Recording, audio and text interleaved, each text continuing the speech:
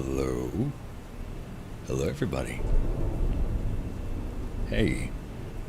Okay, I've got a lot of explaining to do before starting. Okay, first of all, this is my first ASMR, so I have been trying to practice my whispers, even though I sometimes end up speaking a little bit too loud without realizing, because I'm not used to whispering, So I'm still practicing. I'm still trying to get used to whispering for long periods of time. Okay, second thing, if you've been here long enough, you may know already that my skills when it comes to reading out loud are a bit lacking, because I'm not used to reading out loud. I usually read in my mind, so I often mess up reading, but it's fine. It's fine. I'll be fine, don't worry. You also accidentally kill people? Well, that depends on the mental strength of the person. Oh, I don't know if my chair sounds too loud, because I turned the gain of my mic up a little bit. And also, I'm afraid of hitting the mic, because I usually hit my mic accidentally. So, that is just no mental strength. Yeah, I mean, I almost died last time. So yeah, I'm afraid to hit the mic while... Stop eating your mic. What are you talking about? My mic is like 5 inches away. I just turned the gain up a little bit, and by a little bit I mean a lot. But yeah, I'm afraid to hit the mic while turning the pages because of the same reason of the gain. Like, if I turn the page and I hit the mic, it's gonna sound too loud. Also, I don't know if the fans of my computer are too loud too. I used the range sounds to disguise the fans of my computer, but yeah, whatever. Let's just okay. If you didn't know, they're really loud. Yeah, I mean, I turned off the preview on OBS to see if it calms down a little bit, but the model in general doesn't help. And because I have the dark mode, this thing with my eyes glowing, that consumes a little bit more of resources because it interacts with the light of the screen. It kind of, I don't know if you can see it, but okay, let's see. Let's open a really bright tab and you'll see. You see, it kind of like interacts with the light on the screen. So my computer fans are just not gonna shut up. But anyways, I was saying Rascal, Just a Dream of Michael Senpai is my favorite anime and my favorite light novel too. So I wanted to read it. Also because it's actually the only light novel that I have. Stop flexing. Yeah, no, it's the only light novel that I have. I mean, the rest of the books that I have are mostly manga, and I don't want to bore you with my science books, so Bunny Girl Senpai was like the only option. Because, of course, manga is not the same, because, well, it has pictures, and I cannot show those. So, yeah. Well, I also have the manga of Bunny Girl Senpai, but it sucks. The light novel is way better. So, okay, let's start. It's with a prologue, of course, even though the prologue starts with a phrase that I know many people would clip, but okay. It just... I hit the mic, I'm sorry, that's exactly what I was afraid of. I hope it didn't sound too loud, but okay. So, let's start. with the prologue. We should kiss. She was always teasing me like that, but not long after she said those words, she disappeared. You could say this is just a typical love story. Me, a girl, girls. That's all there is to it, really. Chapter 1. My senpai is a bunny girl. One day, Sakuta Suzugawa met a wild bunny girl. It was the last day of the Golden Week. A brisk 20-minute bike ride brought him from his apartment to the Shonadai station, where the Odaku Enoshima line, the Sotetsu Shonadai station, wait, what? The Sotetsu Izumino line and the Yokohama municipal subway intersected. The station was surrounded by a sleepy suburb with a few buildings of real height. Keeping the station on his left, Sakuta made a right at the light. From there, it was only another minute to his destination, the library. The bike rack was only half full, so he parked and headed inside. Sakuta came here a lot, but the distinctive hush inside always put him slightly on edge. His body tensed up a bit as he stepped inside. It was the largest library in the area, and was always pretty busy. Just past the entrance was a stand full of magazines and newspapers. Sakuta spotted a familiar older gentleman scowling at a sports paper. His favorite team must have lost. As he passed the lending counter, a row of study desks came into view, almost all occupied. High school students, college students, even grown-ups with laptops. Sakuta barely glanced at them. He headed for the shelves filled with hardback copies of modern novels. His eyes traced the spines arranged in alphabetical order, scanning the section for books that started with U. W. No, what? Y, U. Just in case. It's not U, it's Y, U. His search forced him to look down. He was 5'8", and even the tallest shelves only came to waist height. He soon found the book his little sister had asked for. The author's name was Kana Yui Gahama.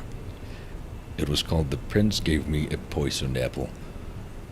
If he remembered correctly, this book had come out something like 4 or 5 years ago, but his sister had enjoyed one of the author's other books, and he was determined to read through the rest of her works. Sakuta reached for the somewhat tattered spine, pulling the book off the shelf. Looking back up, he intended to head straight for the landing desk, but then she caught sight of her, a bunny girl, standing there between the bookshelves. He blinked several times. Apparently he wasn't seeing things. She was clearly real. Glossy black high heels on her feet, long legs in black stockings here enough that he could make out the color of her skin beneath. Above that, a black leotard that emphasized her figure, slim but curvy, and created a noticeable, if not specially dramatic, valley up top. White cuffs provided a bold accent at her wrists, and she wore a black butterfly tie at her throat. Without the heel, she was probably 5'5". Strong features plus a bored expression gave her a mature charm, and he knew he'd be found very attractive. At first, Sakuta assumed someone must be filming this. He checked around, but couldn't see a TV crew anywhere. She was here by herself. Lost and alone. Incredible. A genuine wild bunny girl. Naturally, she stood out like a sore thumb in the library on a regular afternoon. Totally out of place. In fact, Sakuta could only come up with a few places that might be considered a wild bunny girl's natural habitat. Vegas casinos or shops of ill repute, perhaps. Either way, bunny girls definitely didn't inhabit the local public library. Surprisingly, that wasn't even the most shocking thing going on here. The girl was wearing the most attention-grabbing outfit imaginable, yet no one was looking at her. What the... he said out loud. A nearby librarian shot him a glare that clearly said, "Shh!" Though he respectfully bobbed his head in response, he couldn't help but think he wasn't the most deserving of reproach. But the terrible truth was already sinking in. Nobody cared about the bunny girl.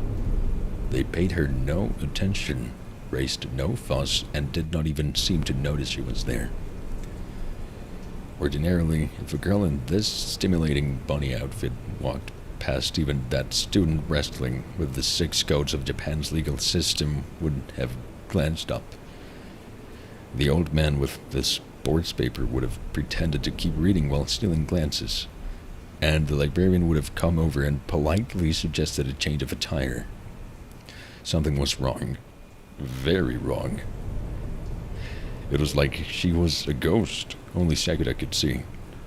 He felt a bead of sweat run down his spine, and he watched in horror. The bunny girl took a volume from one of the shelves and headed for the study corner in the back. One way she leaned in, staring right at the college girl's face, and stuck out her tongue.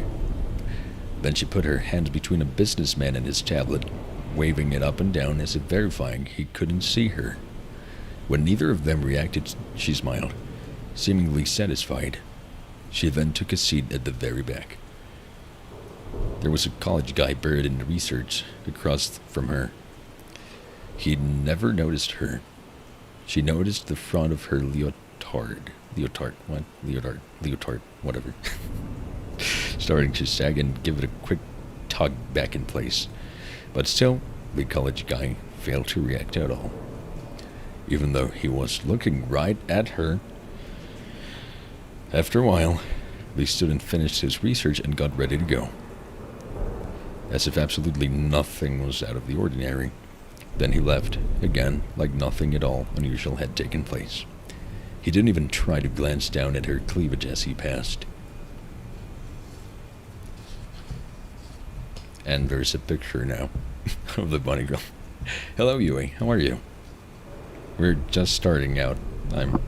Oh, I hit my mic again. Sorry. We're just starting. There's not much you missed. It's just like the semi-introduction. But yeah, hello. Welcome. I hit my mic again. I try not to hit it while passing the page. I think a digital book would be better for this kind of situations, but I only have the physical one. Okay.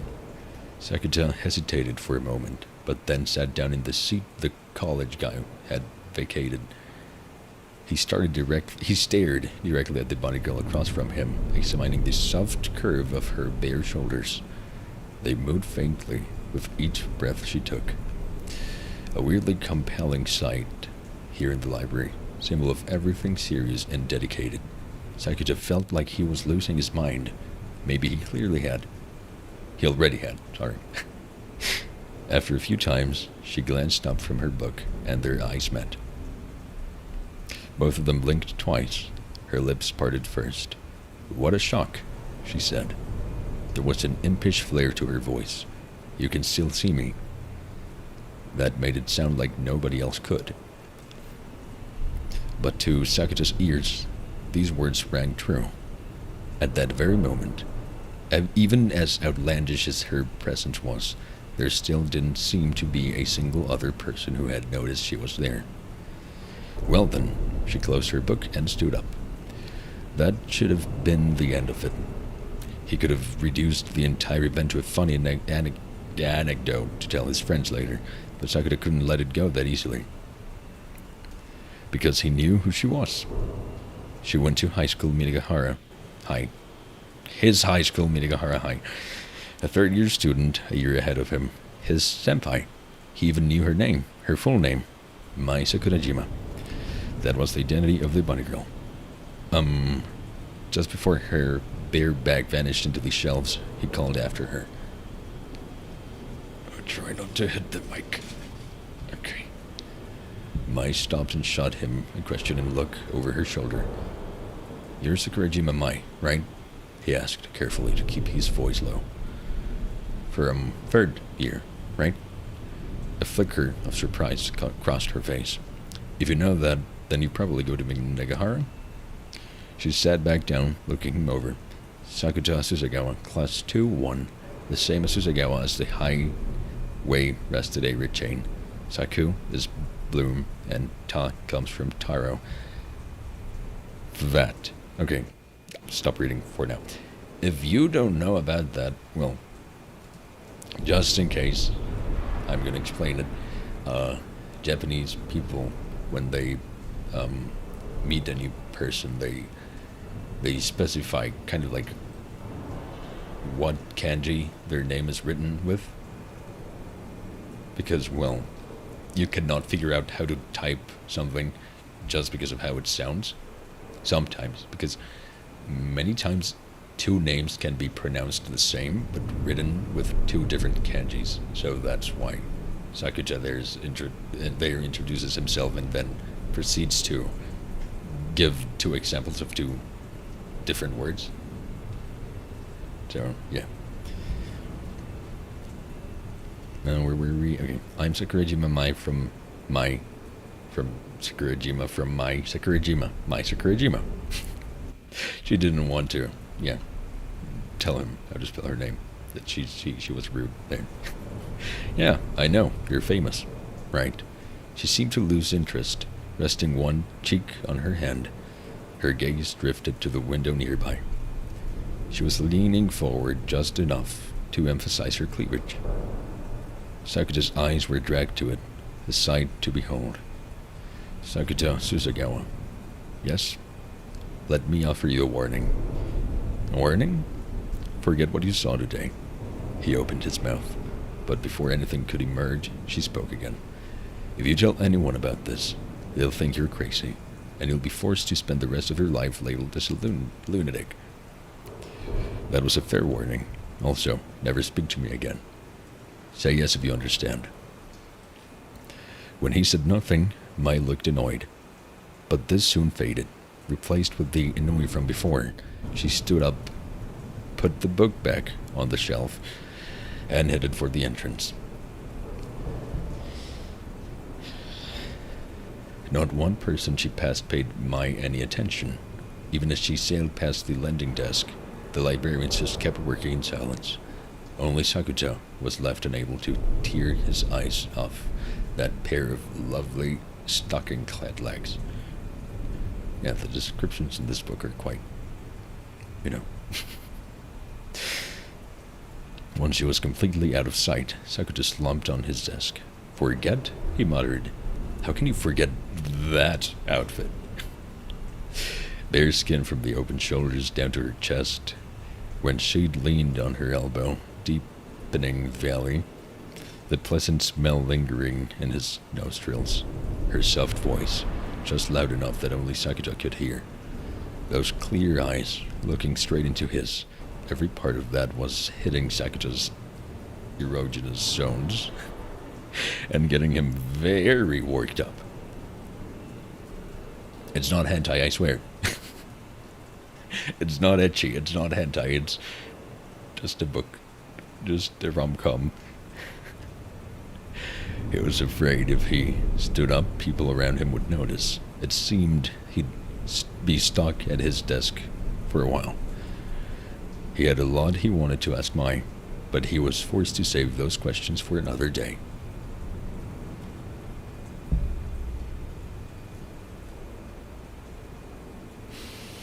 I'm really trying my best not to hit the mic when I pass the page. Sorry.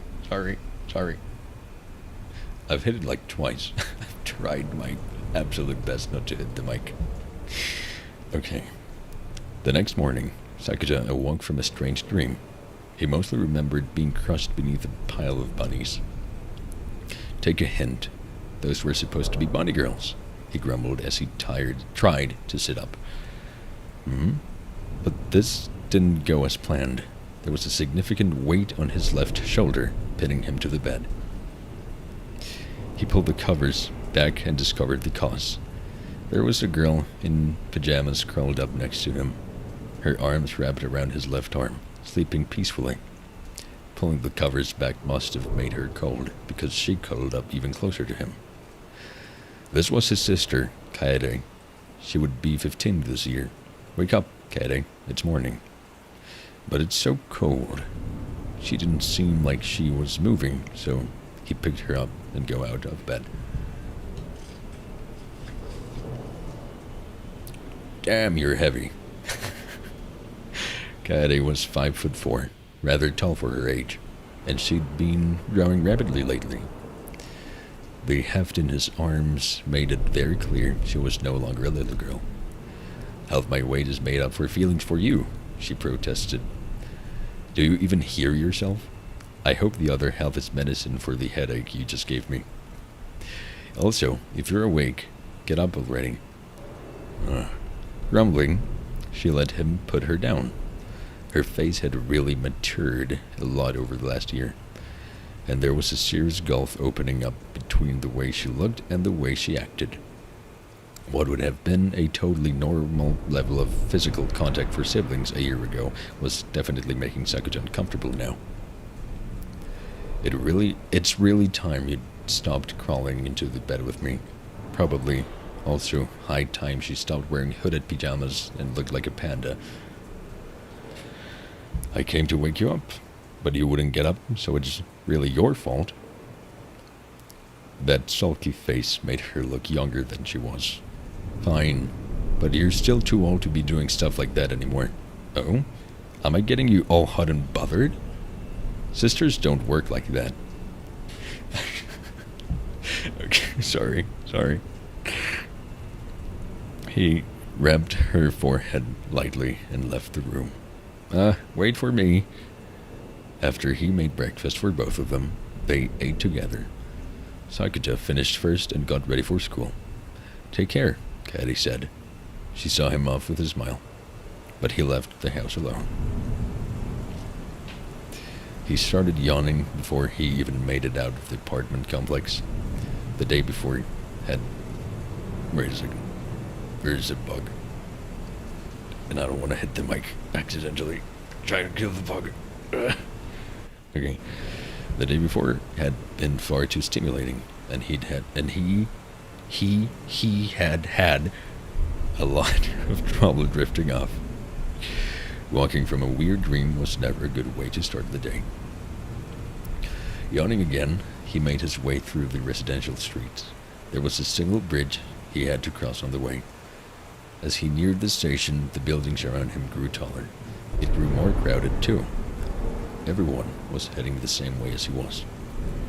He eventually reached the main road, waited for the light, and crossed the crosswalk. As he passed business hotels and consumer electronic shops, the train station finally came into his view. All in all, the walk took about 10 minutes. His destination was Fujisawa Station, located in the heart of Fujisawa, a city in Kanagawa Prefecture. Clumps of students and office workers on the way to school or work drove by. The freaking fly is still bothering me. What the hell?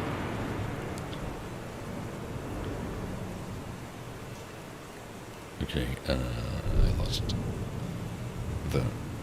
Okay.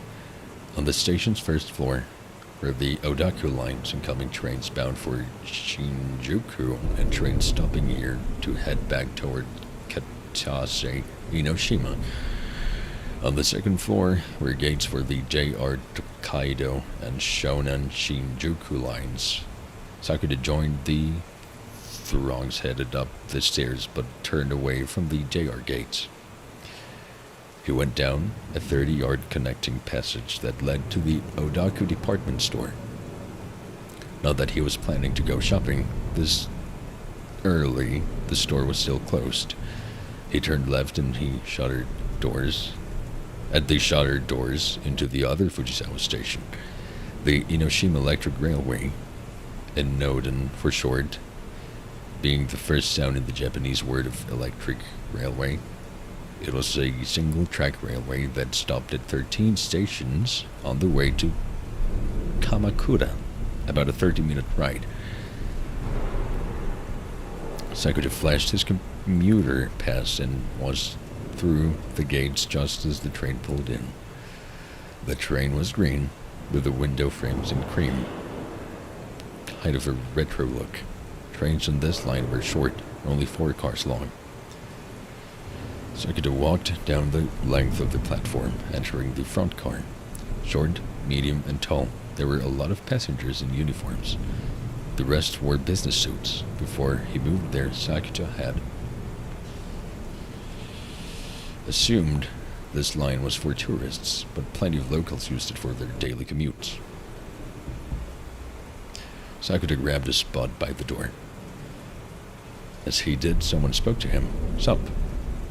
The boy who joined him, while stifling a yawn, was quite handsome. If there were a rumor that he was repped by a famous male idol agency, it'd be very believable. He had sharp-edged features and, at glance, could be somewhat intimidating, but the moment he smiled, that impression vanished, leaving only the face of a friendly child. This appeared to be a huge hit with all the girls. His name was Yuma Kunimi, a second-year student, a starter on the basketball team, and he had a girlfriend. Okay, I'm gonna use this pause to apologize again. Because I'm not used to reading out loud, you know?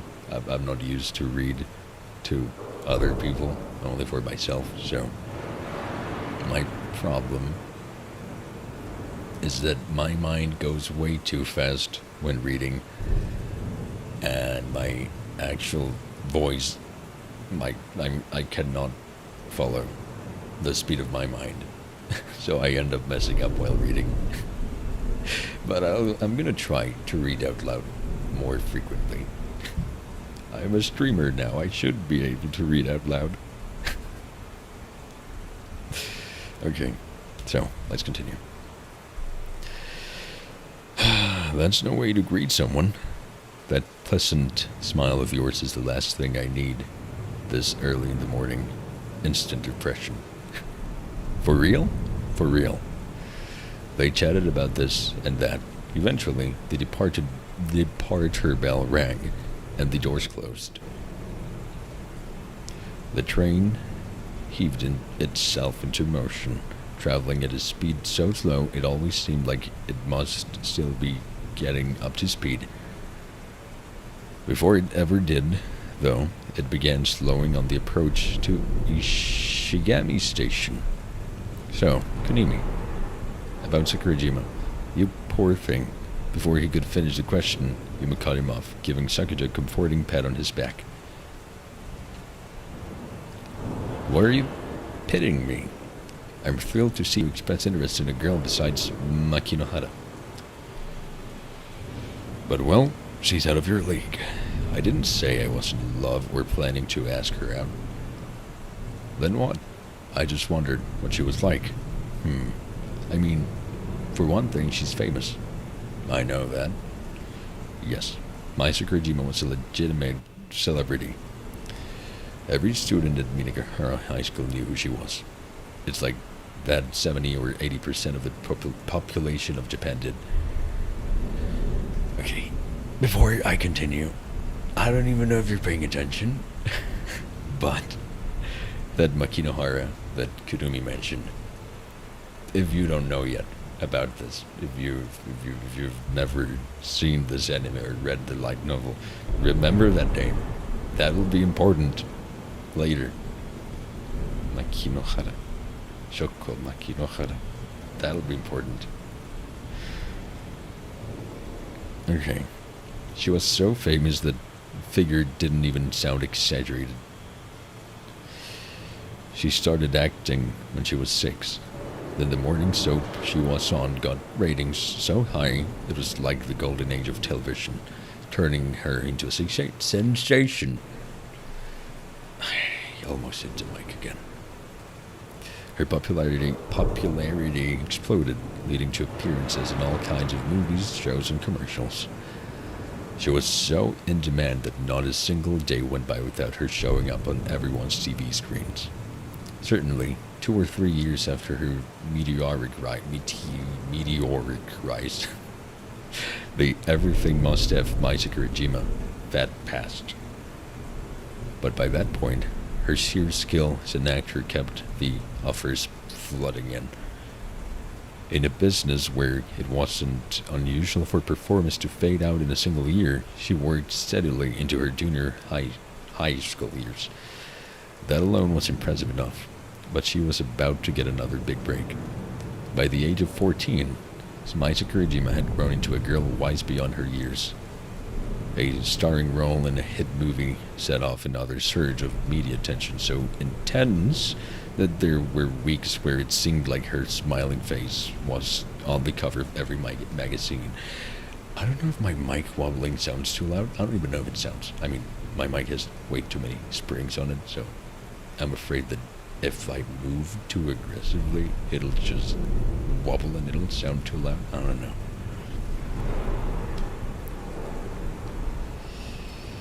So, where am I?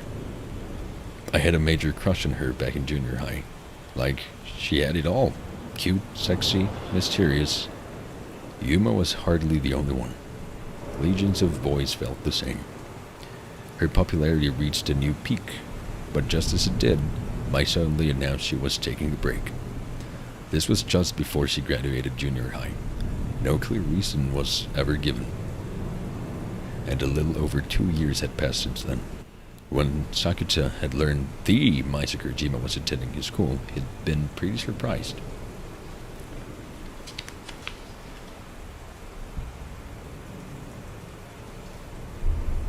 Whoa, famous people really do exist, he'd thought. Wait, I gotta sneeze. Shuttamate.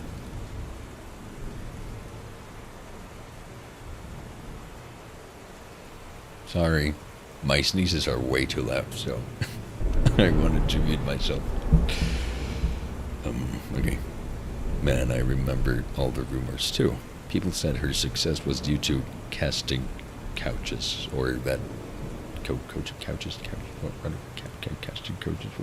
whatever, or that she was sleeping with a producer.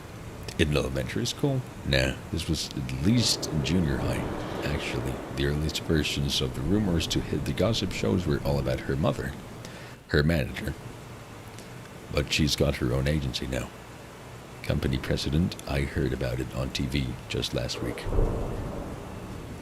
Okay, this is something I like more on the anime than on the book, the light novel.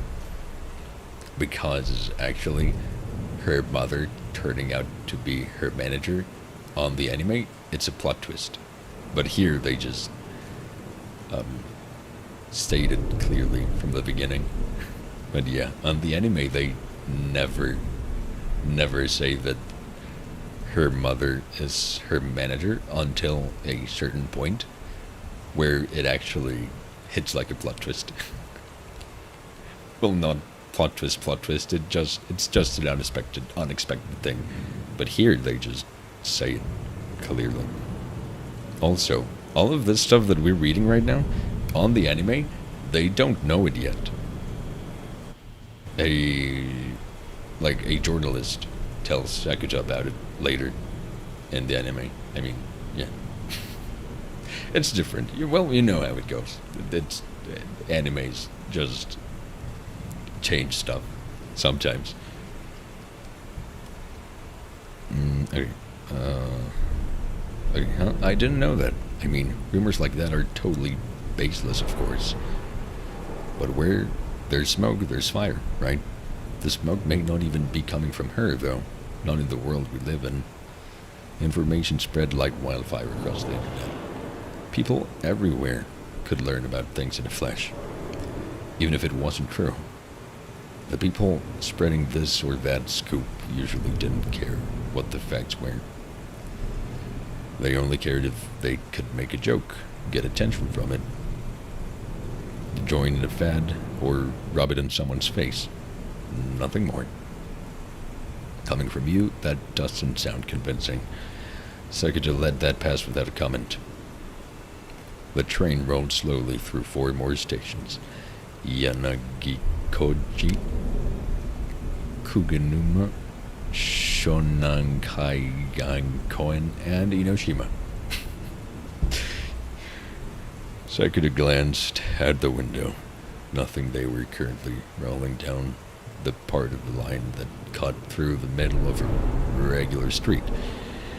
It was already strange seeing regular cars right outside the windows, but he barely had time to think, before they were back on normal tracks. This section of the line had buildings built close to the train's path. It seemed like a collision now could happen at any moment. Like you could reach out the window and touch the walls of people's houses as they flitted by. Almost as if the branches and leaves in the backyards might actually brush against the windows. Heedless of such concerns, the train slipped in between the houses at a leisurely pace, eventually reaching Koshigawa Station. But I've never seen her with anyone in school. Sakurajima, you're the one who brought her up, Sakuja. Oh, right. She's always on her own. I don't know if this is confusing for you, because you don't know when it changes the line, and it doesn't specify who's speaking. So, just by listening to it, I don't know if these conversations are confusing to you. I don't know. I'll just keep reading. She didn't fit in with her class or with the school. That was the impression Sakuto had of her as well. A senpai from basketball team said she didn't come to school at all for a good chunk of her first year here. Why not? Work. She'd announced she was taking a break, but there were still contracts in place she had to honor. No, I guess she would. But why announce it publicly before those jobs were taken care of? If there was some reason it needed to be said right away. She didn't start attending regularly until after summer vacation.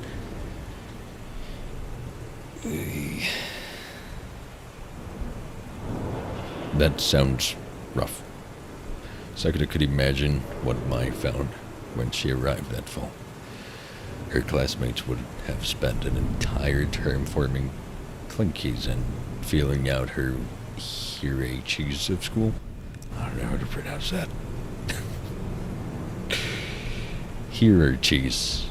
Hierarchies, I'm stupid. Of school. You can guess the rest. Yuma said, clearly thinking the same thing. Once the makeup of a class was set, it was hard to change or inject yourself. Everyone got comfortable where they were, then dug in. It was normal for people to protect their positions.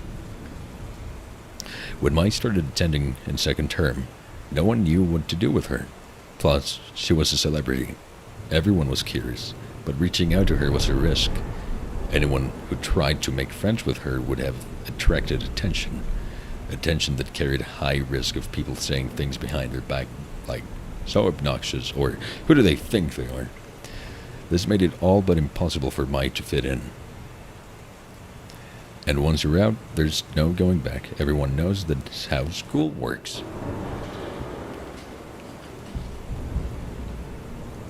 Okay, wait. My hands are sweating. I don't want to get my book covered in sweat.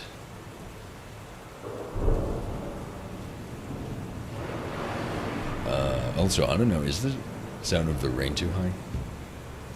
I think it's a little bit too high. I'm gonna turn it down a little bit. Because I don't know. Okay. This was probably why Mai had never managed to find a place to belong at school. Everyone loved to groan about how boring these things were, wishing something interesting would happen, but nobody really wanted things to ever change. Sakuja was no exception. If nothing exciting was going on, that meant things were easy. He could relax and be comfortable. No need to stress himself out. Hooray for peaceful days. Boredom rules. The warning bell rang and the door slid closed.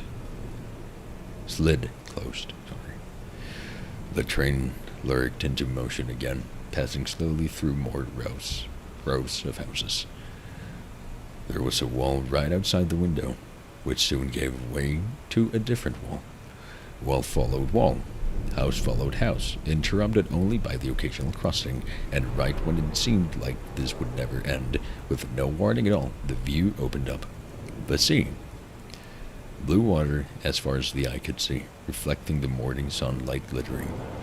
The sky. Blue sky as far as the eye could see, clear morning, air fading from blue to white as it stretched into the distance. Between the two, the sharp line of the horizon like magic, every eye on the train turned towards the windows. Hello, Greg Welty. How are you? You finally managed to make it into a stream? I've read all your comments saying that you missed it. I'm glad you finally managed to come. Sorry.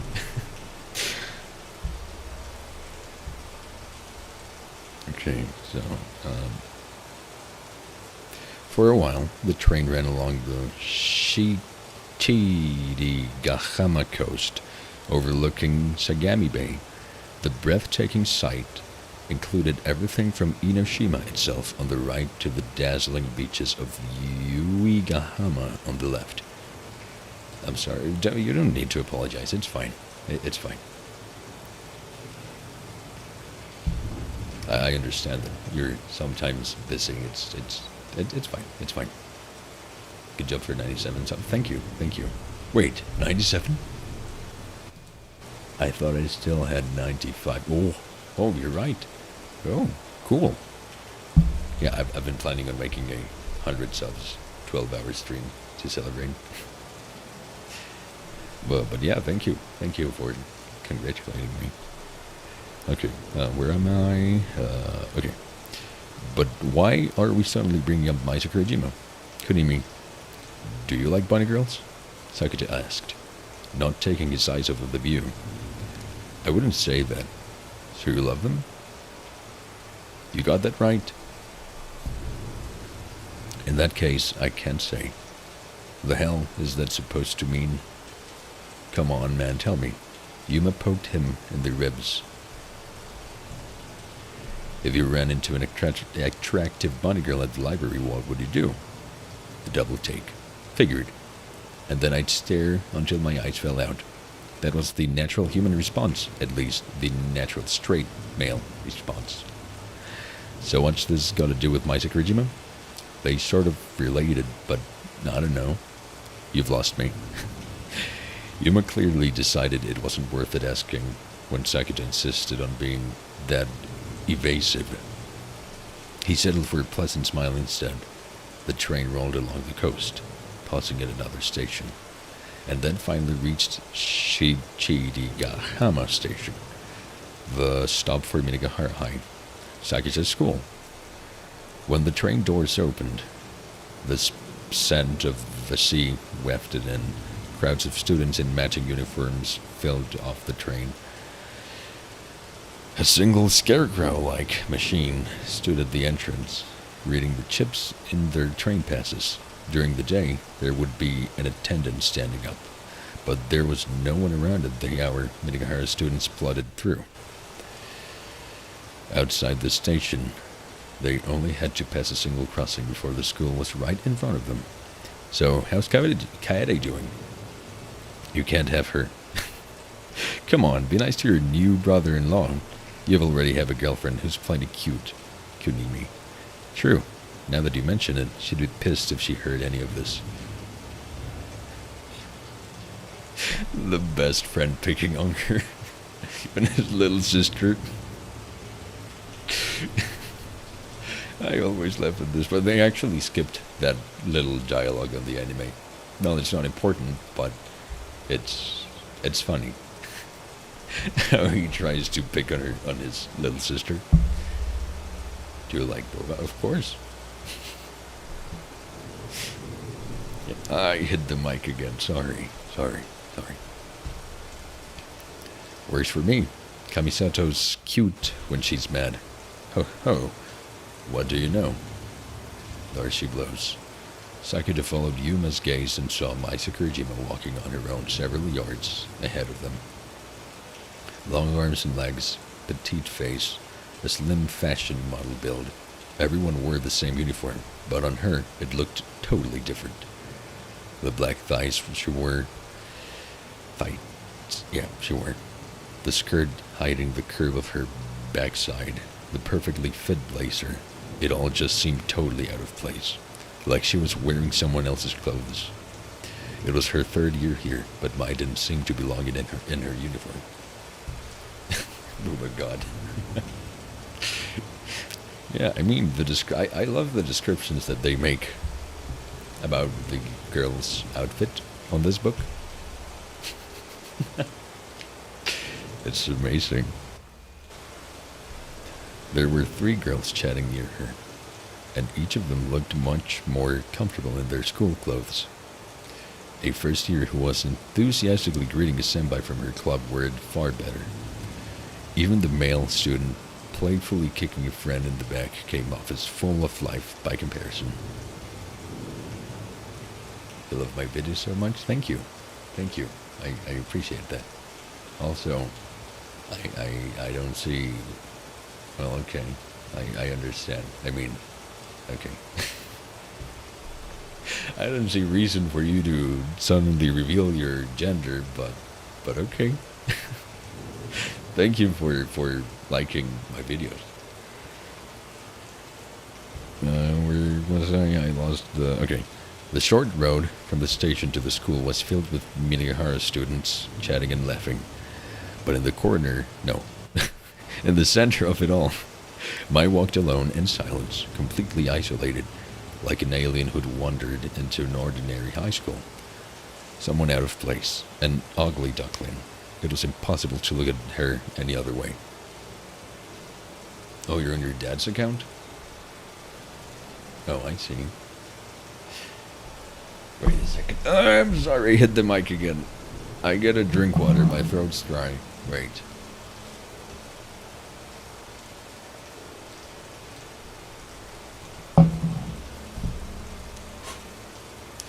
Okay. Okay. In fact, nobody was looking at all. The Mai Sakurajima was right here, but she attracted no attention. Nobody seemed excited to catch a glimpse of her at Minagihara High School. That was just normal. Mai was simply there, like the air itself. Everyone accepted this. It reminded Sakura of what he'd seen in the Shonadai library. A sense of unease rose up inside him. Kunimi. Mm-hmm. You can see Sakurajima, right? Yep, clear as daylight. I've got good eyes. Both 2010. Yuma's answer was just as he'd expected. So, what exactly had Sakura seen the day before? See you later. Yuma was in a different class this year, so they split up at the 2nd floor landing. Sakura headed for class 2-1. When he got there, the room was already half full. He sat down at the front of the row by the windows with a name like Susagawa. He pretty much always ended up here on the spring seat. Unless there was an Aikawa or an Aisawa, he'd generally be first on the class roll. How long have you been doing YouTube? I think I debuted as a VTuber 4 months ago. But before I was a VTuber, I was a Flash streamer on Twitch, but I deleted that channel.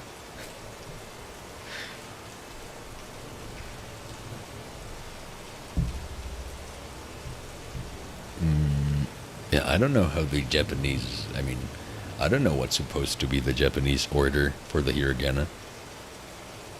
Maybe it's the same ABC because, well, his surname is Susagawa, and he's the first one apparently. Unless there's an Aikawa or Aisawa, according to him, so maybe it goes by vowels? A, E, I, O, U, maybe? I know how to speak Japanese. Oh, cool. I'm learning too. I know Spanish too, actually. I'm learning Japanese. I'm not. I'm somewhere between N4 and N3, but yeah, I don't know how they classify the names in schools. I think it's ABC. Well, there's no J. C and K are technically the same.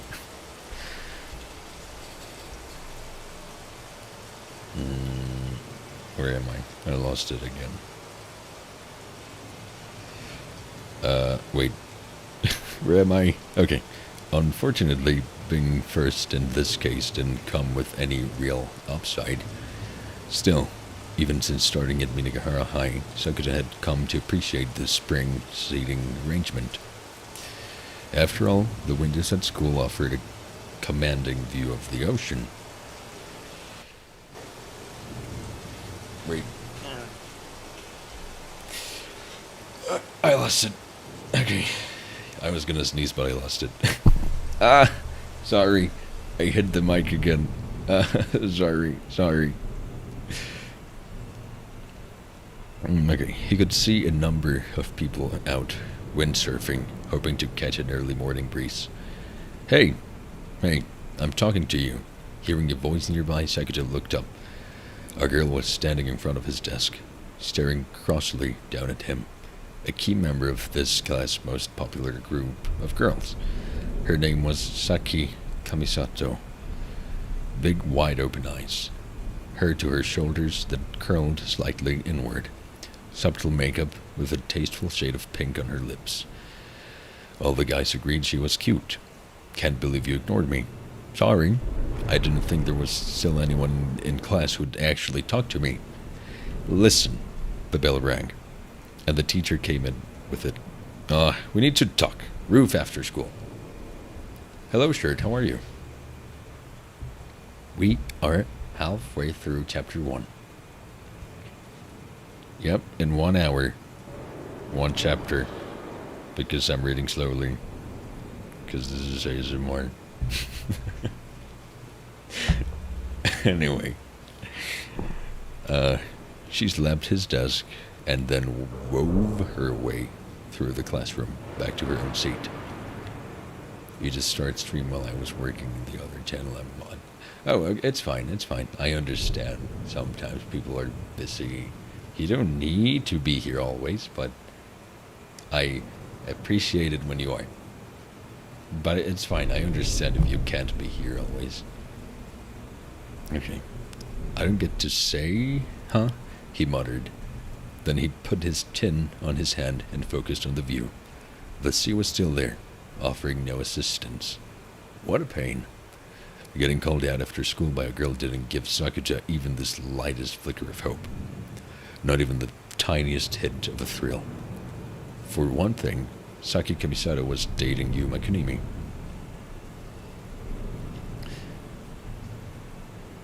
This is the best YouTuber ever. Thank you. I really appreciate you think that.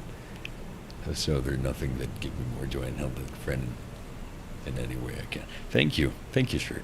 Thank you. I appreciate that. I appreciate you all. Okay. After school, Sakuta pretended he'd forgotten his appointment and started heading for the shoe lockers, but then thought better of it, and then went to the roof. He decided blowing her off now would only make things even worse. Haste makes waste. Though maybe that didn't quite apply in this case. You make me happy when I'm sad. Thank you. I'm really happy to hear that, because one of the main reasons why I decided to be a content creator was to make people laugh and make people happy. So it makes me really happy that you say that. Okay, where was I? Not read on the dark, it will force you to stare. That's why I'm wearing glasses. That's why I'm wearing my grandpa glasses. But it's ASMR, okay? It has to be dark. Already mad. Totally unfair. Oh wait, I missed a part. I skipped a line. Regardless, the first words Saki Kamisato said to him were, "You're late. Already mad. Totally unfair. I was on cleaning duty. I don't care. So what do you want?" "I'll get right to the point." Saki began glaring right into Sakita's eyes. "You're a total outcast in class. So being with you devalues you as stock." Okay. I feel the need to explain everything. I'm sorry about that. That's just who I am. I feel the need to compare it to the anime. I'm sorry. I've seen the anime so many times that I have it just implanted in my mind. This part, she never, on the anime at least, she never asked Sakita to go to the roof. He was peacefully eating a sandwich during recess, and then she came violently up to him, and she was like, "Hey, we need to talk." And that's when this conversation took place. But yeah, it's different in the anime. She never actually asked him. She just came up to him and violently started shouting at him. Okay, quite a thing to say, but certainly to the point. Despite this being the first time we've ever spoken, you sure know a lot about me, Kamisato, he said, keeping his voice flat. "Everyone knows about the whole hospitalization incident." "Right, that," Sakita said absently, like the topic bored him. "If you feel at all sorry for Yuma, never talk to him again." "So random?" Yeah, it's random. I mean, well, you'll understand. Later on the book, you'll understand what she's talking about. "By that logic, you're the only one in trouble now. Your stock's crashing as we speak." There were other students on the roof, and the palpable tension between him and Saki was drawing a lot of attention. A few were even typing on their phones, probably reporting to their friends. "How industrious. Forget about me. This is about Yuma. I see. You're amazing, Kamisato." "Huh? Why'd you suddenly compliment me?" He'd intended it as a bit of a joke at her expense, but this seemed lost on her. "I don't think you need to worry. Kunimi will be fine. His market value won't take a hit just because someone sees him talking to me. Everyone knows he's the kind of guy who eats the lunch his mom made him with real appreciation, and always talks about how great it is every time." "On roof? Yeah. The book is done amazing. You are." "Okay, thank you. But you should consider the book amazing too, because it's amazing." I'm sorry. I hit the mic again. It's hard. It's hard to have the mic just sticking in the middle of the desk and trying to pass the page of the book. You don't need to read my message speaking. Just say...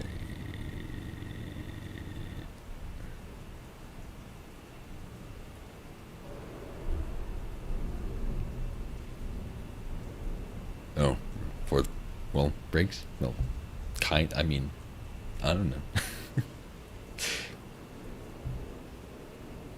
Say parentheses. Okay, I'm gonna try it. I don't know. I like reading messages out loud.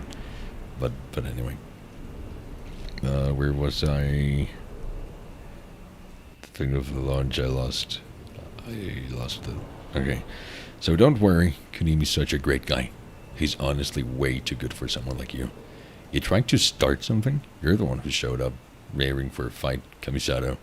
Sakita was trying to get annoyed, and it was finally showing in his tone. Don't remind me. Why does he call you by your given name, but calls me Kamisato? I'm his girlfriend. So why does Yuma use my family name?" This was the last thing he'd expected to spark a tangent. Who cares? He thought, but left that unsaid. He didn't need her love life burdening him any more than it already was. I like the book. It's just... You were more amazing. Oh, thank you. Thank you. Yeah, as I said, all of this took part on a park on the anime. I don't really know which I like best, but they're both amazing in their own way. But what he chose to say instead was possibly even worse. You're really on edge today. Is it that time of the month? She turned beet red. Drop dead, you idiot. Baka. Shine. Baka. I love how Sakita just insults everybody and leaves. He's a Chad. Is that how young people say today? A Chad? He's a Chad. Having completely lost her cool, Saki headed back inside, screaming insults over her shoulder. She slammed the door behind her. Still standing there, Sakura scratched his head, muttering crap. Maybe it actually was. With a hint of regret. I love Sakuta's personality. He's just so careless about everything. He's amazing. He just doesn't care about hurting anybody's feelings. Yet he's kind at the same time. I don't know how he does it. He's such an asshole, but everybody loves him anyway. He's annoying, and people are annoyed by him, but in the end, they actually love him. It's the same with Futaba, who has not been introduced yet in the book, but she will be in a few pages. I'm more lost than a kid in the market without his mom, but you're reading it. It's nice anyways. Thank you. Yeah, maybe because you got here halfway through the chapter, but yeah. Yeah, I mean, you can try to catch up, but yeah, I mean, there's not really much you can do if you got here halfway through the chapter. But yeah, okay. To avoid accidentally bumping into Saki, Kamisato in the halls, Sakura spent a while enjoying the sea breeze on the roof before heading home. By the time he reached the shoe lockers, the sky was turning red. The place was quiet. No one to be found. This time of the day was like a lull between two waves. Students who left immediately after their last class were long gone, but everyone else was still busy with their clubs or practice. As he changed into his shoes, he could hear the sports teams shouting in the distance that far off soundly only made him feel more alone. I love your voice. Thank you. Thank you. I don't mean to brag, but I've been told that a lot. But thank you. Every time someone says it, I appreciate it anyway. No matter how many times I've been told that, I'm flattered every time someone says it. Also, I'm getting kind of sleepy, so I'm not reading properly anymore because I'm getting kind of sleepy. But it's fine. Okay, it's fine.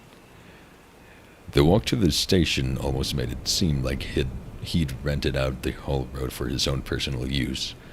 He was soon inside Shichirigahama Station, which was also pretty empty. He usually left with everyone else when classes ended, joining a huge crowd of students packed onto the tiny platform.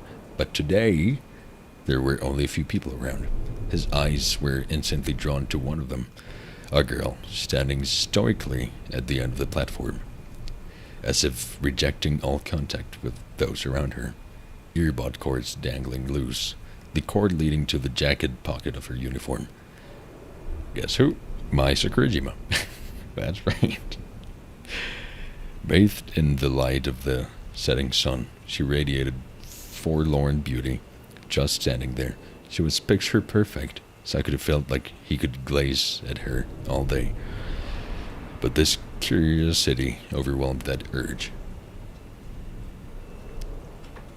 Sorry for sleeping. It's just the best. Yeah, it's fine if you fall asleep. You're more than welcome to fall asleep. It's fine. That's what this is for. That's for ASMR. Well, not invented. ASMR. It's autonomous sensory meridian response, I think. That's what ASMR is for. To sleep. So it's fine. Hi, he said, walking up to her. No answer. Hello? He said somewhat louder. Still no answer. But he was pretty sure she'd noticed him. Sakuja and Maid stood on the quiet platform, waiting for the train. There were 3 other Minagahara students scattered around. Then a college-aged couple entered, likely tourists. They flashed at Noriori-kun. They passed at the attendant on gate duty as they passed through. After moving to the center of the platform, they almost immediately noticed Mai. Hey, isn't that... He could hear them whispering, pointing at her. Mai kept her eyes on the tracks, as if she hadn't noticed. You shouldn't, you know, the woman whispered playfully, clearly not trying to stop him at all. Their flirty teasing echoed through the hushed station. Sakuja found it quite grating. Unable to stand it any longer, he turned to face them and found the guy pointing his phone camera at Mai. Before he could tap the button, Sakuja stepped into frame. There was a click, but all he got was a close-up of Sakuja's frowning. The man looked surprised, then angry. Who the hell are you? He snarled, stepping forward. Couldn't let some high school boy show him up in front of his girlfriend, after all. A human being, Sakuja said with a straight face. Very literal. Technically correct. Huh?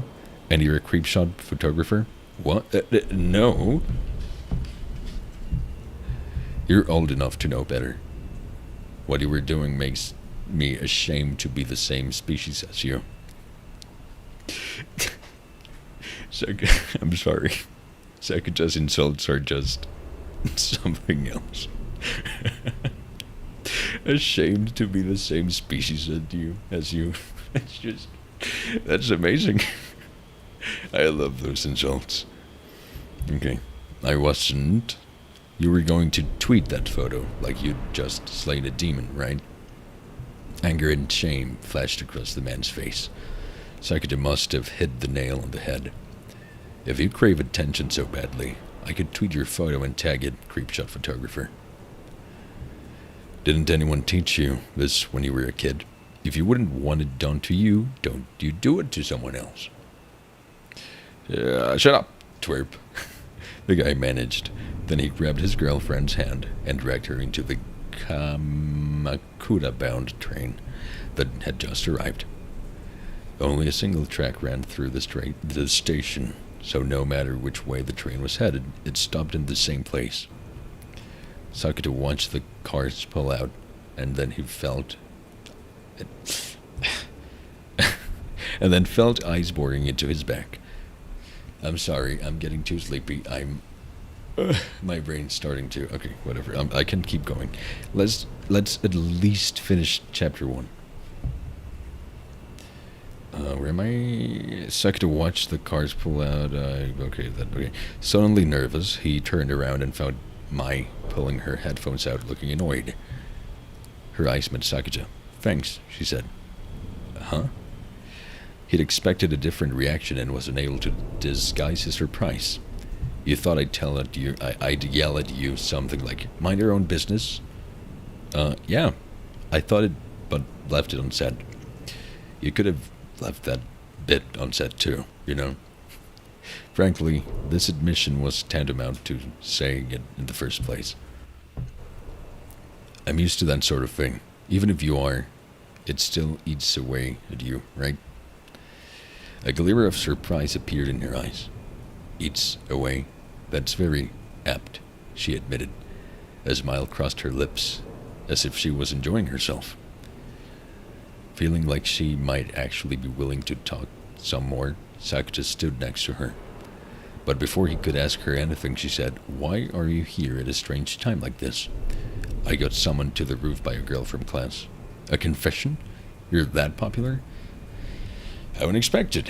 A confession of undying hatred. Oh? She told me to face she hates my guts. Well, that's the hot new trend. It was certainly a first for me. What about you, Sakurajima? Why are you here so late?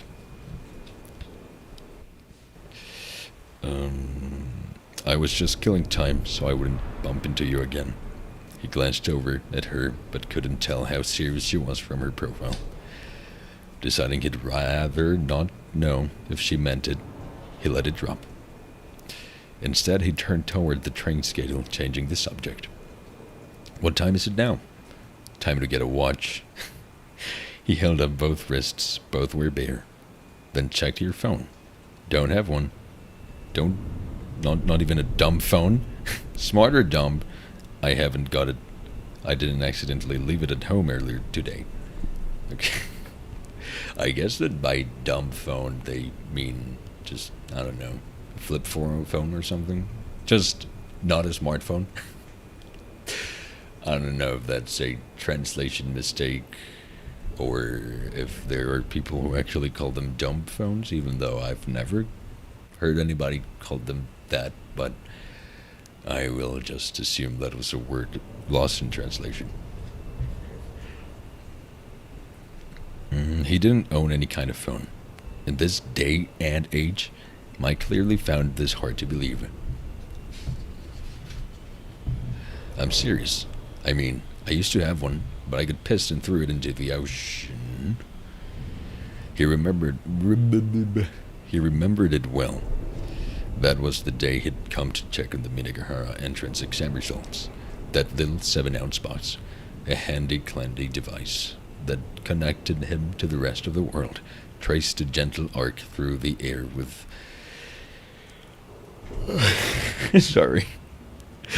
Traced a gentle arc through the air when it sailed out of his hand and fell into the sea.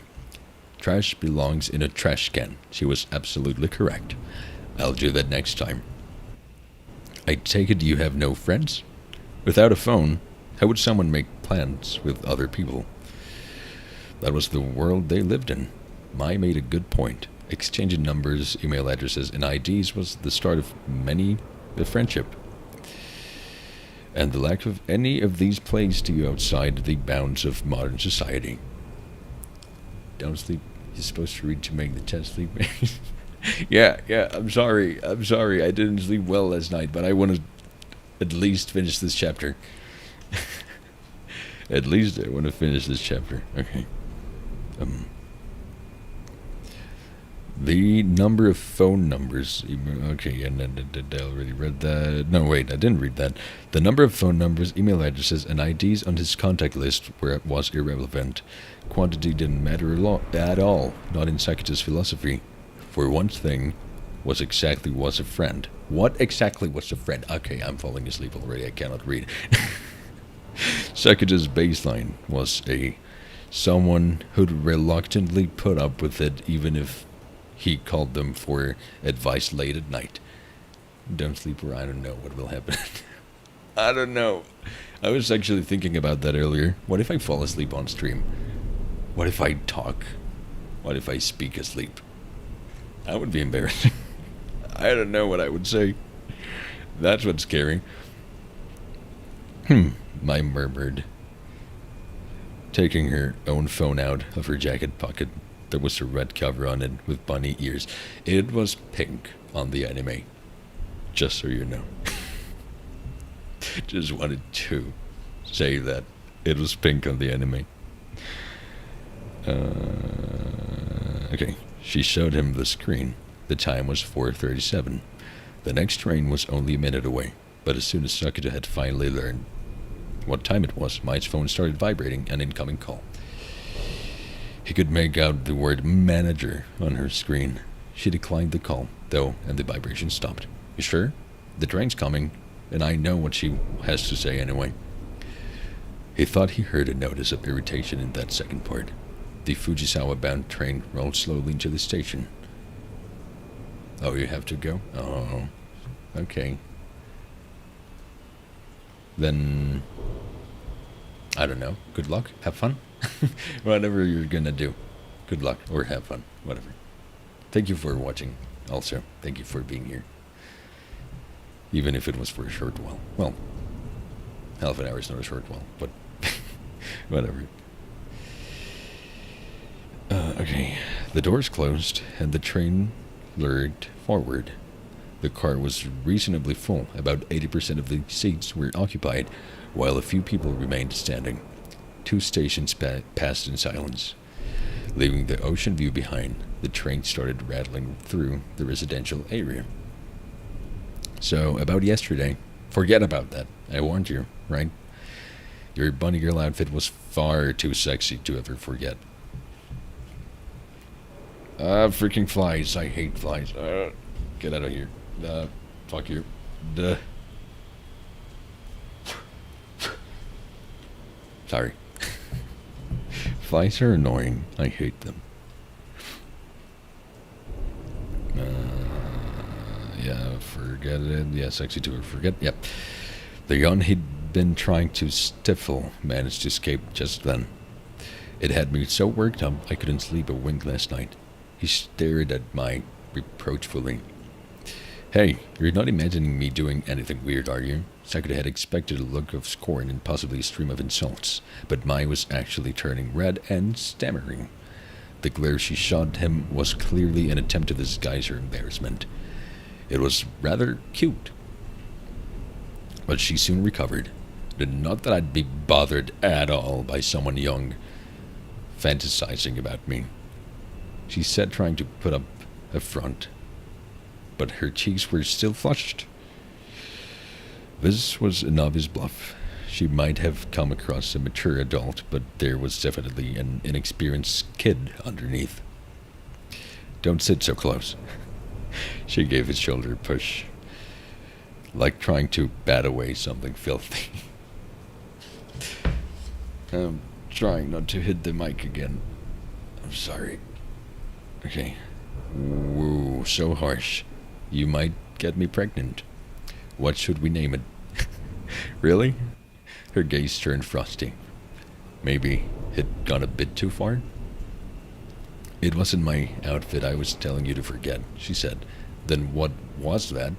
If Mai was going to bring the subject up herself, Sakura was going to press her on it. This was what he'd wanted to ask about in the first place. Sakura Sasagawa, she began. You remembered my name? I try to remember every name after I've heard it once. An admirable goal. She might have been on hiatus at the moment, but being in the business had clearly cultivated some lifelong habits. I've heard the rumors about you. Oh, those. He knew what she meant. Same thing that had gotten him summoned onto the roof today. I suppose saw is more accurate than heard, Mai said, pulling her phone out of her blazer pocket again. The browser was open to some forum or other. You went to junior high in Yokohama. I did, and got in a fight that left 3 classmates hospitalized. Well, you know, I'm such a great martial artist. And that's why you withdrew from the Yokohama high school you'd originally planned to attend and went with your second choice, Minagahara High School, and moved there. Why am I reading high school? It only says high. Maybe that's why I struggle so much at reading. I sometimes try to guess what's going to said instead of actually reading it.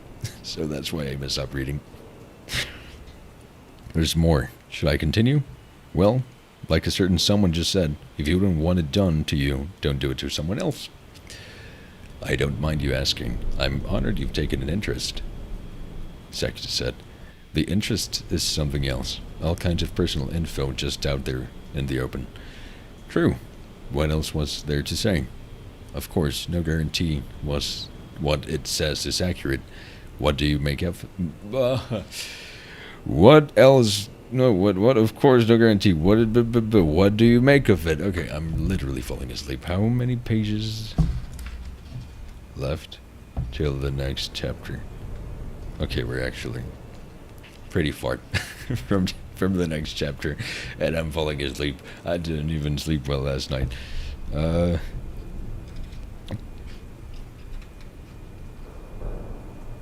have a nice voice to read light novels. Thank you. Yeah, I sometimes just As I've said like 3 times today, I'm not used to reading out loud. I'm not used to read to other people. I just read for myself, so I mess up a lot while reading. But I'm a streamer now. I need to practice my reading out loud. Okay. Where are we? It's obvious if you think about it. Someone would actually done that would be attending a high school like nothing happened. Wish my classmates had heard you say that. Why not just tell them it isn't true? Rumors are like the air in the room, the vibe or the mood or whatever you want to call it these days. You've got to know how to read the room. That's true. Anyone who can't pick up on it well enough gets shunned. And the people who create those unspoken rules aren't aware of it. So, if you make a passionate argument for the truth, everyone's just gonna be like, the hell's his problem?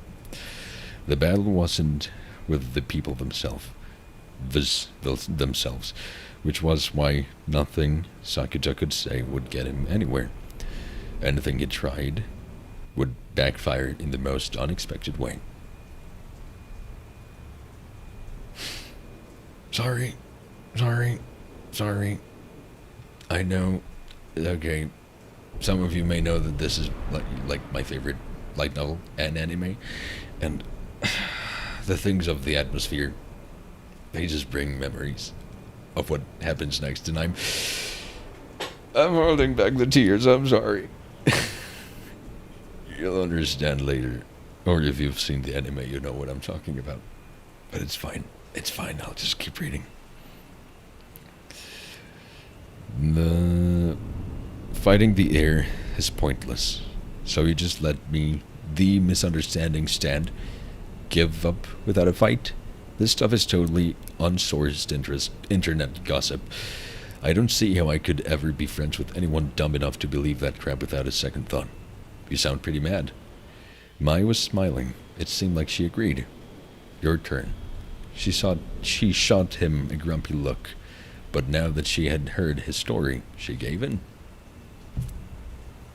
Don't hit the mic. I managed to pass the page without hitting the mic. I'm evolving. I first noticed when the holiday started. In other words, 4 days ago. May 3, Constitution Memorial Day. I went to the Inoshima Aquarium on a whim. Alone? Is that bad? Just wondering if you've got a boyfriend. I've never had a boyfriend, Mai said, rolling her eyes. Oh? You'd rather I wasn't a virgin? She gave him a sideway glance, like she was teasing him. I insist it's not hentai. It's not even ecchi. Okay, maybe. No, it's not even ecchi. It's not. It just contains stuff. But it's not even ecchi. It's wholesome. They stared at each other in silence. Mai gradually turned red. Even her neck was red. She'd brought it up, but the word virgin was clearly far more embarrassing than she had thought. Oh, I wouldn't have held it against you, he said, trying to smooth it over. Good. Anyway, there I was, surrounded by families at the aquarium, when I suddenly realized nobody was looking at me. She was sulking a bit, which made Mai look much younger. He'd always thought she seemed really mature, so this felt like a new side of her. Wait, I gotta sneeze. Okay, I lost it. At first I thought I was imagining it. I haven't worked in a couple of years. Everyone was busy looking at the fish, etc. Her tone was steadily growing grim. But on the way home, I stopped in a cafe, and the truth became clear. The hostess didn't greet me. It was a man in the anime. It was a host, not a hostess. Minor detail that's totally irrelevant, but I still wanted to point it out. Nobody showed me to a table, and it wasn't a seat-yourself place. Nope, an old-style place. A row of seats at the counter, and four little tables to one side. No chance you've been there before and done something that got you banned for life. Of course not. One cheek twitched angrily, and she stomped on his foot. Your foot, senpai. What about it? Mai had an impressive poker face, like she genuinely had no idea what he was referring to. Perhaps this was nothing for a professional actress. I'm overjoyed you chose to step on mine with it. It meant this is a joke, but Mai seemed genuinely repulsed. The boy sitting next to her had just disembarked, so she took the opportunity to put a space between the two of them. I'm kidding. You were at least marginally serious, I could tell. Okay, here on the book, everything's happening in the train. But on the actual anime, they actually kind of walk around the city for a while. So, yeah.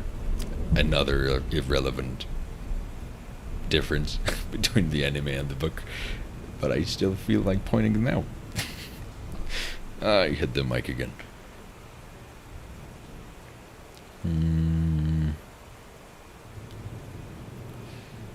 Wait, what? Okay. You were at least more... Yeah.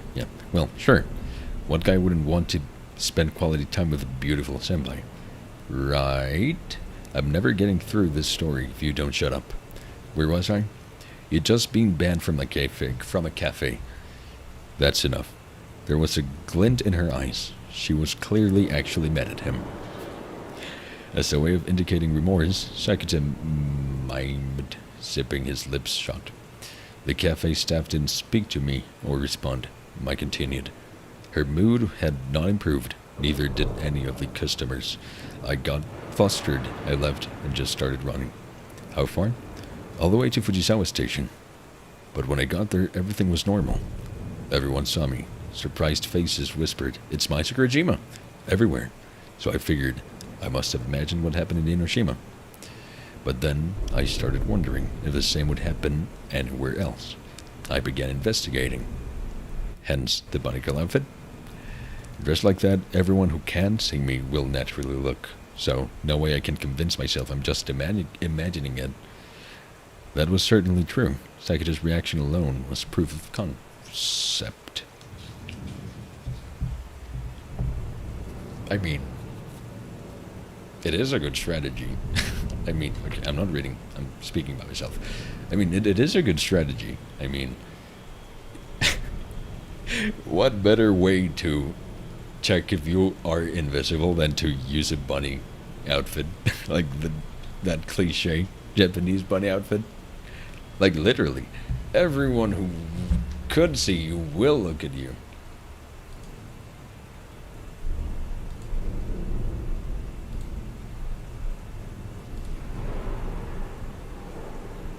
Freaking bots. I hate them. I'm getting like a bot every 3 streams.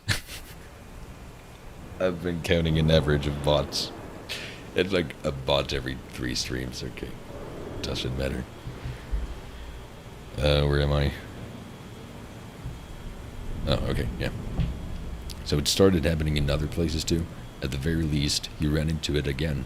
Shonadai. Yep. I was starting to hope there was no one left who could see me. She shot Sakata a reproachful glare, like this was his fault. But school had been totally normal for now. Mai flicked an eyebrow and the door toward the back of the car. Some boys in some other schools' uniforms had their phones out, angling the screens at, well, obviously not Sakata. As weird as this all is, it sounds like you're kind of enjoying it. Sakata figured he might as well ask directly. She definitely didn't seem like someone grappling with a tragedy. Because I am. You're serious? He asked. He didn't see the upside. I've spent my whole life at the center of attention, always aware that people were watching as a kid. Okay. I used to wish that I could visit a world where no one knew me. She didn't seem like she was making this up. Even if it was a performance, what he knew about her made it sound believable. She had been famous her whole life. As they talked, Sakata saw Mai's attention drift to a movie poster. I lost it. No, I'm so sleepy. I lost it. Hanging from the train ceiling. It was an ad for an adaptation of a popular novel.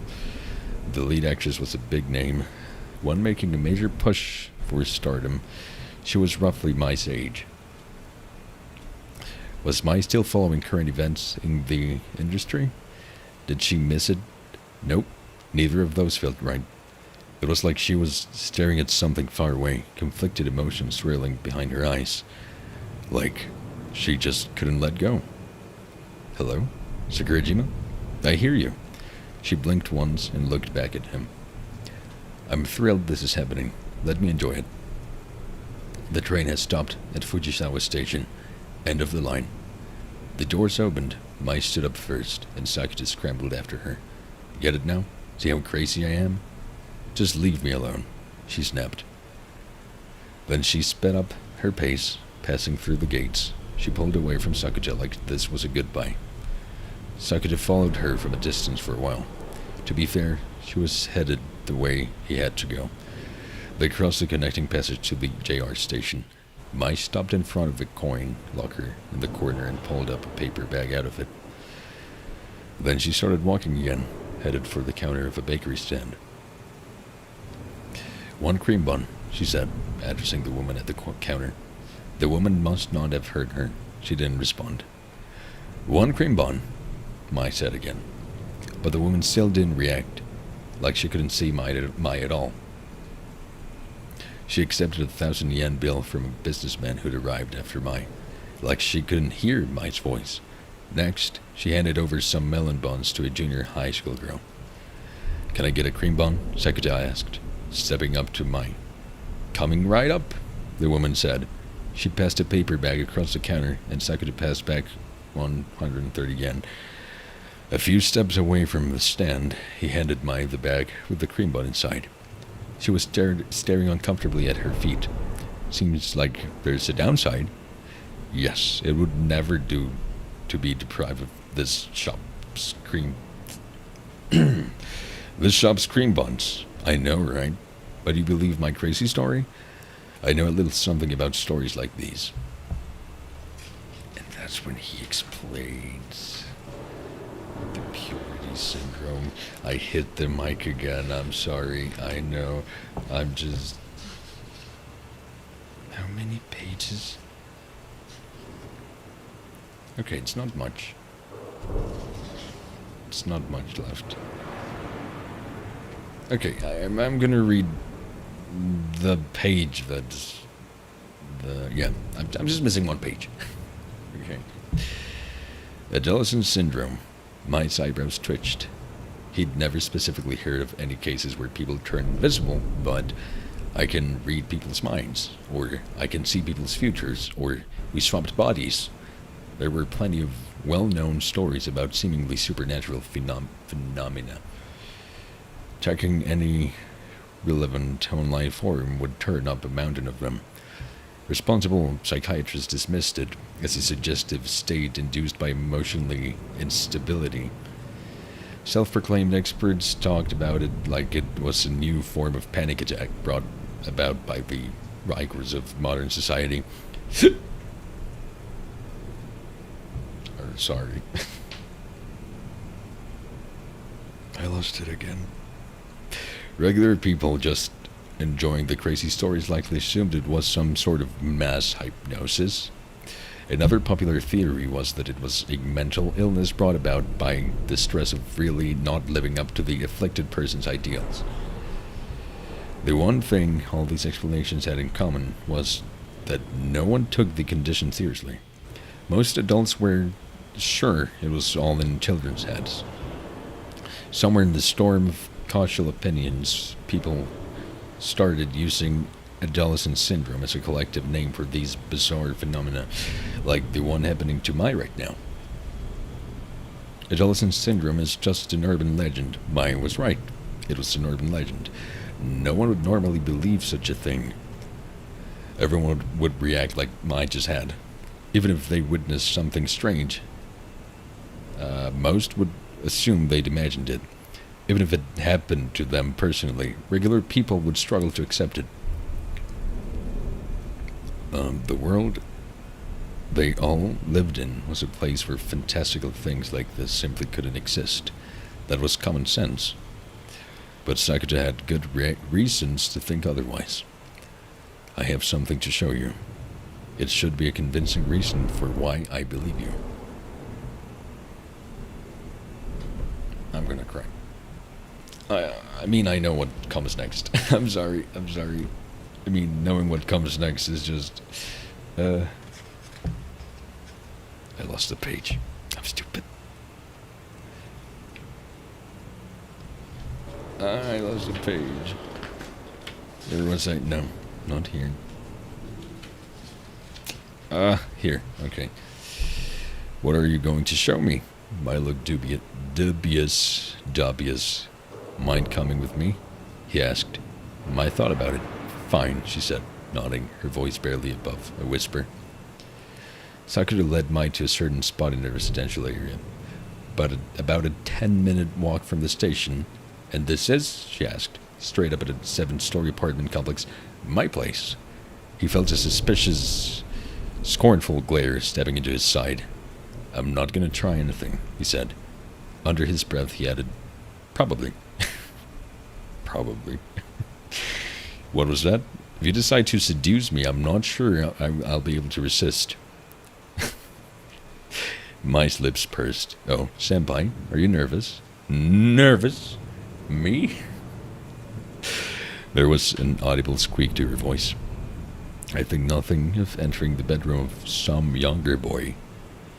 Mai humphed. How do you say that? Humphed.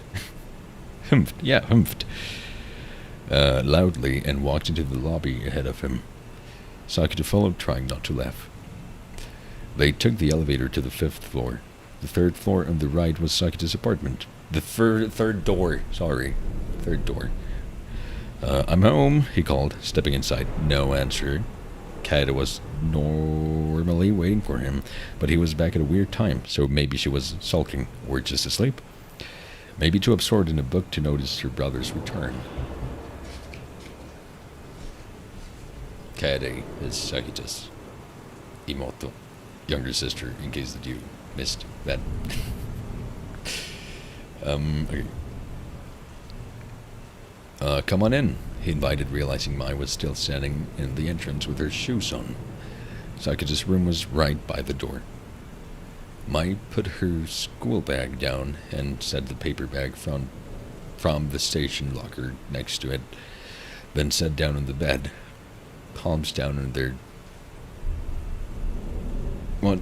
Palms down on either side. Sakuta stole a peek inside the paper bag and saw the ears from the bunny girl costume. She must have been planning to do her wild bunny girl routine somewhere else. Well, at least you keep it tidy, she said, looking around the room. She didn't sound particularly impressed. I just don't own anything. I can't tell. The bed, his desk, and a chair. There was nothing else here. Senpai, he began. Stop, she said, interrupting him. What? Could you not call me Senpai? It doesn't feel right. Sakurajima? That's too long to use all the time. I could shorten it to Jima. My head grabbed his necktie, pulling hard. No weird nicknames. I thought it would make us closer. I hate people who don't know their manners, she growled. There was a real tension here. One that did not allow jokes. Were these strict principles also the result of her acting background? In that case, Mai, you don't seem like an Isuzugawa, so I'll just call you Sakuta. He wondered what her mental image of Isuzugawa looked like. So, what is it you want to show me? Okay, before continuing, he said, Mai.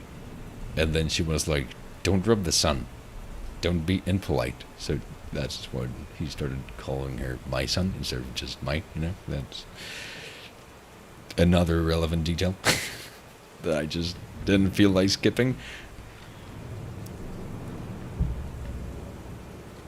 I don't know why they don't say that in the light novel, but it's fine. First, if you could let go. Yeah, she was grabbing his neck. Tie. Maisen finally released him. Sakuta straightened up, loosened his tie around and did the buttons of his shirt, moving smoothly. He also peeled off the t-shirt underneath, it leaving him naked from the waist up. Again, not a hentai.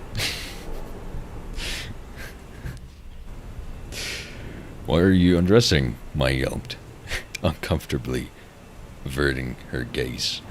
You said you wouldn't try anything. Gross, pervert, flasher.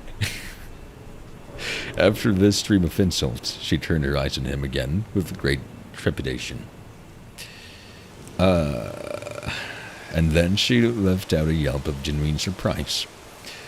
3 macabre scars carved into Sakuta's chest. It was as though he'd been racked by the claws of a giant monster. They ran from his right shoulder all the way to his left hip. The scars were raised like unusually large welts. One glance was all it took to know something was wrong. You could get attacked by a bear and get off with less. If he'd been... I lost the page again. Hit by an excavator's shovel, that might explain it. Sadly, Sakuta had never fought an excavator. Were you attacked by mutants? I had no idea you were an American comics fan. I've only seen the movies, said Mai. Mai was staring fixedly at his scars. Those are real? She inquired at last. Do you think I'd be dumb enough to do this with makeup? Can I touch them? Go ahead. Mai stood up and reached out, pressing her fingertips slightly against the scars at his shoulder. I don't know if I... Okay. Don't make weird noises. They're a little sensitive. Be gentle. Like this? She lightly brushed her fingers along the scars. That feels really good. Without her expression changing at all, she pinched his side hard. Ow, ow, ow. Let go. You really seem to be enjoying this. It actually hurts. Might let go, presumably, deciding this was a battle she could not win. So, how'd you get these scars?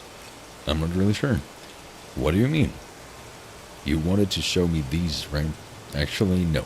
These don't really matter. Forget you saw them. How can I? If they don't matter, why take your shirt off? I always change the moment I get home. So, had it? Sakuta unlocked his desk drawer, took a photo, and handed it to Mai. This is what I wanted to show you. The moment she saw the picture, Mai's eyes went wide with shock. Then she looked up at Sakuta, grimly demanding an explanation. What is this? The photo depicted a girl in her first year of junior high. Her summer uniform left her arms and legs exposed, making it plain to see that they were covered in purple bruises and painful-looking cuts. My sister Kaede. The uniform hit her back and stomach, but Sakuta knew those were blanketed in the same injuries. Was she attacked? Nope. Just bullying online.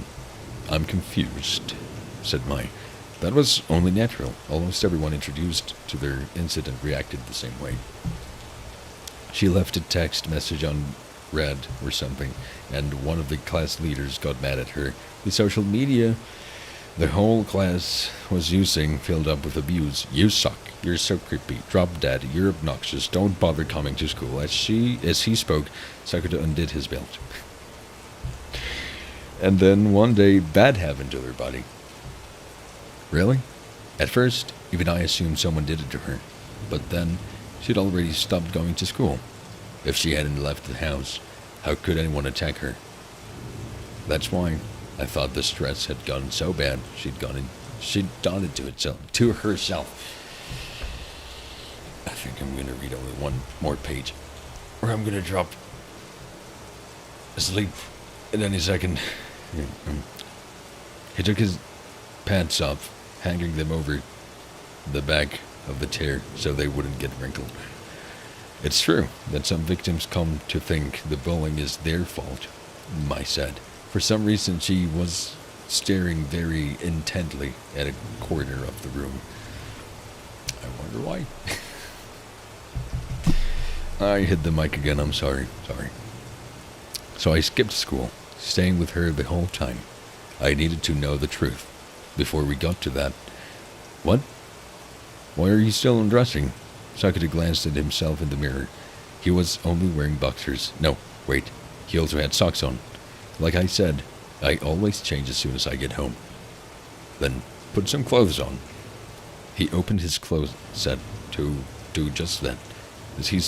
As he did, he kept talking. Where was I? You skipped the school to stay with her. What happened? The moment she opened the app on her phone, a new wound sprouted up. Her thigh just split open.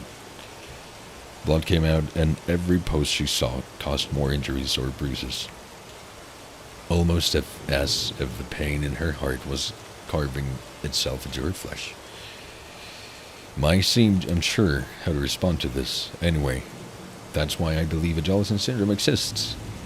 It's not an easy story to believe, but I can't see why you'd make it up or fake this photo. Mai handed the picture back. Sakata returned into his desk drawer and locked it.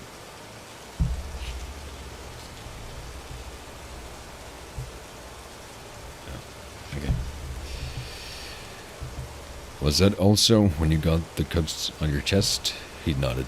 Those clearly aren't from anything human. Still, I have no idea how I got them. I just woke up covered in blood and was rushed to the hospital. Seriously, I thought I was going to die. Is that the truth behind this so-called hospitalization incident? Yep, I'm the one who was hospitalized. That's the complete opposite. You really can't trust rumors. Mai sighed and sat back down. As she did, the door opened, and a calico cat slipped in, meowing behind it. Oh, you're home? A face in panda pajamas popped out from behind the door. She said, flummoxed. Sakata was standing there in his boxers. An older girl was sitting alone on his bed. None of them spoke. 3 sets of eyes swiveled. Only the cat Nasuno was happily rubbing against Sakata's legs. Kaede was the first to break the spell. Sorry, she yelped, fleeing into the hall. But then she peeked back through the crack of the door, her eyes bouncing back and forth between the two of them several times. Finally, she beckoned to her brother. Am I speaking too loud? I'm seeing my levels here on red. Am I speaking too loud? Or did I turn the gain of the mic up too much? I don't know. I think it's fine. What? He asked, picking Nasuno up and moving closer. When he reached the doorway, Kaede stretched to put both hands around her mouth and whispered in his ear. If you're going to hire a professional, warn me ahead of time. That's one hell of an assumption, Kaede. I don't see what can explain this besides a burning need to indulge your uniform fetish. And I think I'm going to stop right there because I'm falling asleep. I'm not even being able to read. Page 42. We were just a couple of pages, sorry again. We were just a couple of pages away from the next chapter, but I literally cannot keep myself awake anymore. Because I didn't even sleep well last night, so I think I'm going to leave it there for now.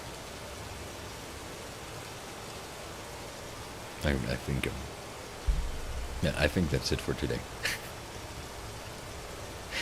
So, anyway, thank you for watching, and I hope the first Shima Kuragari ASMR experience was pleasing. And well, yeah. Thank you for being here and interacting in chat. Everybody, I really appreciate every single one of you.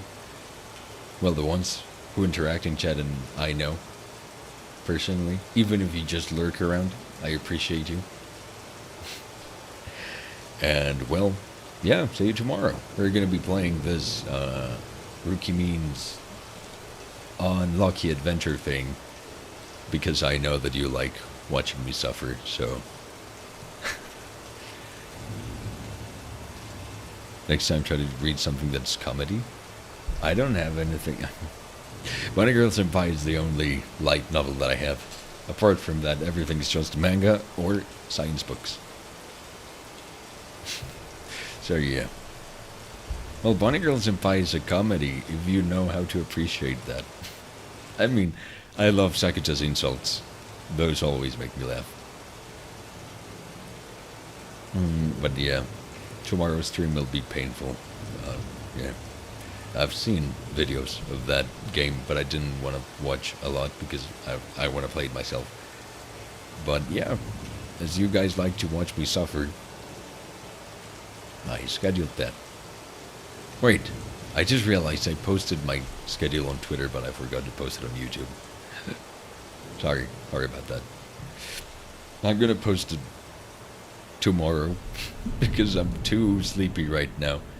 I don't think I can keep myself awake any longer. Have a good night and rest well. See you next time. Thank you, Shirt. You have a good night too. I don't know what time it is there, but it's almost 10 p.m. for me. And I have to wake up early tomorrow to go to work. And, well, at least it's not a 12-hour shift tomorrow. It's just an 8-hour shift, so it's not that bad.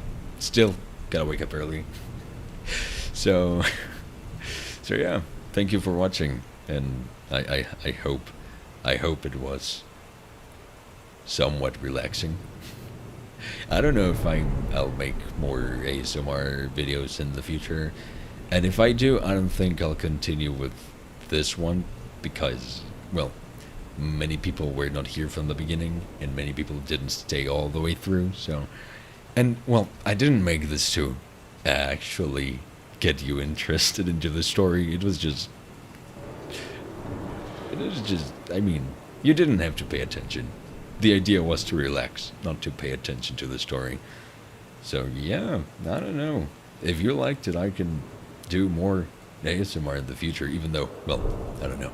I decided to read a book because, I mean, the content that I usually watch, the ASMR that I usually watch is, you know, the roleplay and ear cleaning stuff, and I don't feel comfortable doing that kind of stuff. So that's why I just decided to read a book in a soft voice. That's my way of doing ASMR. But many people do it. I mean, it's normal.